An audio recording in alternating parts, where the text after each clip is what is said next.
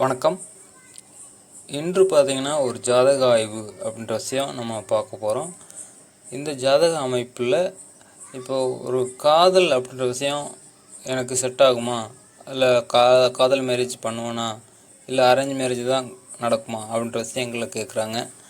அதுக்கான ஒரு அமைப்பு எப்படி இருக்குது அப்படின்ற விஷயங்களை, இது காதல் மேரேஜ் செட் ஆகுமா, இல்லை அரேஞ்ச் மேரேஜ் தான் பண்ணணுமா அப்படின்ற விஷயங்களை, ஜாதக அமைப்பு அப்படின்ற விஷயம் இருக்குது, தசாபுத்தி அப்படின்றது இருக்குது. அதை பார்த்து சின்ன விளக்கம் அப்படின்ற விஷயத்தை நம்ம இந்த அமைப்பில் பார்க்கலாம். இப்போ இது பார்த்திங்கன்னா உங்களுக்கு கும்பராசி அப்படின்ற விஷயம் இருக்குது. ராசிக்கு 4ஆம் இடத்துல ராகு, 5ஆம் இடத்துல சனி பகவான், 6ஆம் இடத்துல ஒரு குரு பகவான் உச்சம். உங்களுக்கு துலாமில் செவ்வாய் சுக்கிரன், விருச்சிகத்தில் சூரியன் கேது,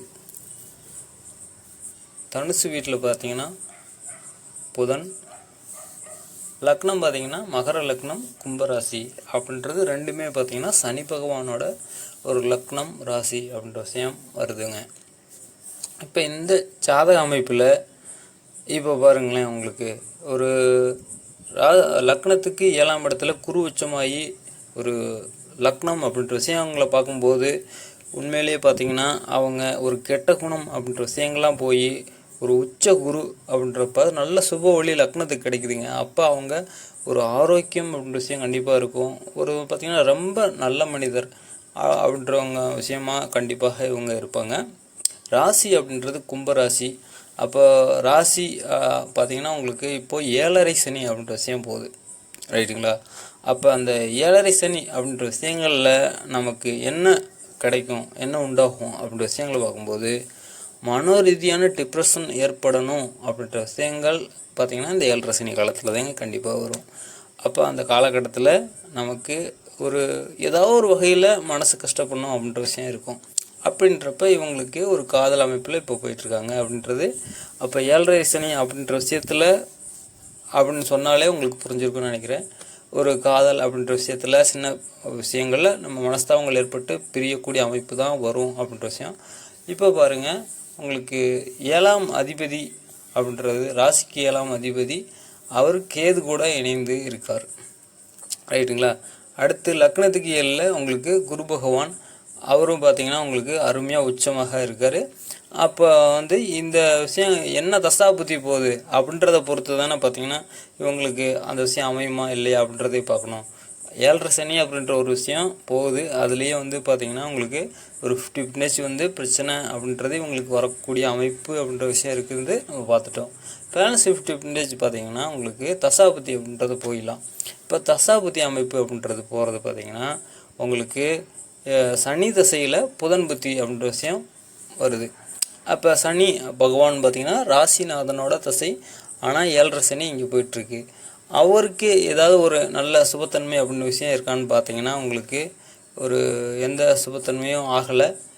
புதனோட வீட்டில் நட்பு வீட்டில் இருக்கார், புதனோட பார்வையில் அப்படின்ற விஷயம் இருக்கார்.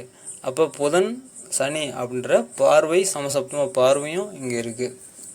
அப்போ இவங்களுக்கு ஒரு அந்த காதல் சம்மந்தப்பட்ட விஷயங்கள் ஏற்பட காரணம் அப்படின்னு பார்த்தீங்கன்னா உங்களுக்கு புதனோட புத்தி போதுங்க. அப்போ அந்த உங்களுக்கு லக்னம் ஒரு குருவோட ஒரு சுபத்தன்மையால் இருக்குது. புதனோட புத்தி அப்படின்ற விஷயங்கள் போகும்போதே பார்த்திங்கன்னா மனசு ஒரு அன்பு பாசம் நேசம் ஒரு பார்த்திங்கன்னா புரிதல் அப்படின்ற விஷயம் இருக்கும். அப்போ அடுத்தவங்க சொல்கிறதுல ஒரு ஈர்ப்பு அப்படின்ற விஷயம் வரும். அந்த புதனோட புத்தி அப்படின்ற விஷயங்கள் அப்போ ஒரு காதல் சம்மந்தப்பட்ட விஷயங்களில் உங்களுக்கு இருக்குது. மேலும் இங்கே சுக்கிரன் பாருங்கள் உங்களுக்கு உச்சமாகி செவ்வாயோடையும் இணைந்திருக்கிறது அப்படின்ற விஷயங்களை பார்க்கலாம். அப்போ ஜாதகத்தில் 2 விஷயங்கள் இருக்குது. ஜாதகத்தில் உச்சமான சுக்கிரன் அப்படின்ற விஷயம் இருக்குது. அப்படின்றப்பே பார்த்திங்கன்னா ஒரு ஈர்ப்பு அப்படின்ற தன்னுடைய ஒரு ஆண்பால்னா பெண்பால், பெண்பால்னா ஆண்பால், ஒரு ஈர்ப்பு அப்படின்ற விஷயம் கண்டிப்பாக அந்த சுக்கிரன் உச்சமாகும்போது அவங்களுக்கு கண்டிப்பாக நல்லாவே கிடைக்கும்.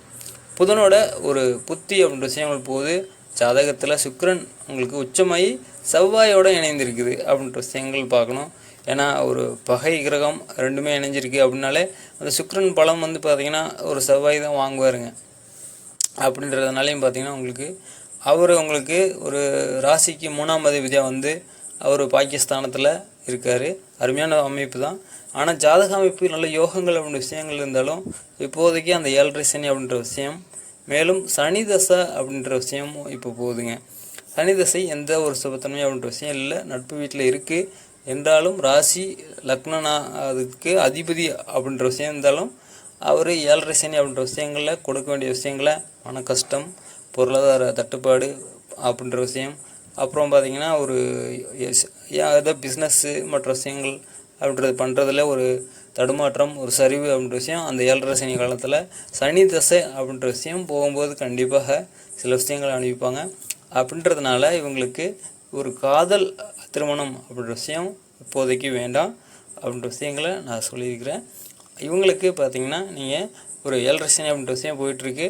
அது முடிஞ்ச பிறகு பார்த்திங்கன்னா உங்களுக்கு ஃபேமிலியில் மேரேஜ் அப்படின்ற விஷயங்கள் பண்ணுவாங்க.